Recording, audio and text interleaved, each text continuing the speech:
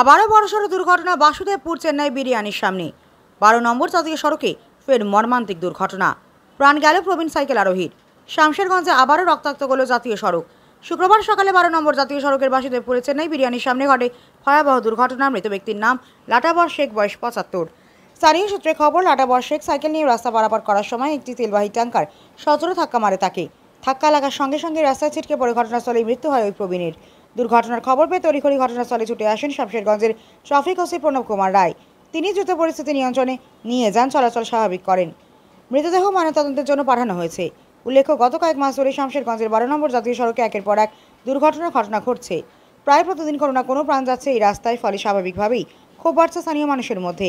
এলাকাবাসীর অভিযোগ, পুলিশের গাফিলতি ও অব্যবস্থাপনার কারণে এই ধরনের দুর্ঘটনা বারবার ঘটছে।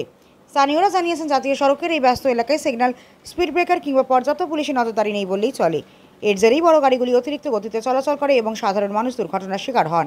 প্রতিনিয়ত প্রাণহানির ঘটনায় আতঙ্ক ছড়িয়েছে সমগ্র এলাকায়। একাধিক দুর্ঘটনার পর কেন কোনো স্থানীয় ব্যবস্থা নেওয়া হচ্ছে না, সেই প্রশ্ন তুলেছেন স্থানীয়রা। তাদের দাবি, অবিলম্বে এই রাস্তায় ট্রাফিক নিয়ন্ত্রণে কঠোর পদক্ষেপ গ্রহণ করতে হবে, না হলে আরও প্রাণহানি ঘটতেই থাকবে। একের পর এক মর্মান্তিক দুর্ঘটনা প্রমাণ করছে জাতীয় সড়কের নিরাপত্তা ব্যবস্থা কতটা দুর্বল।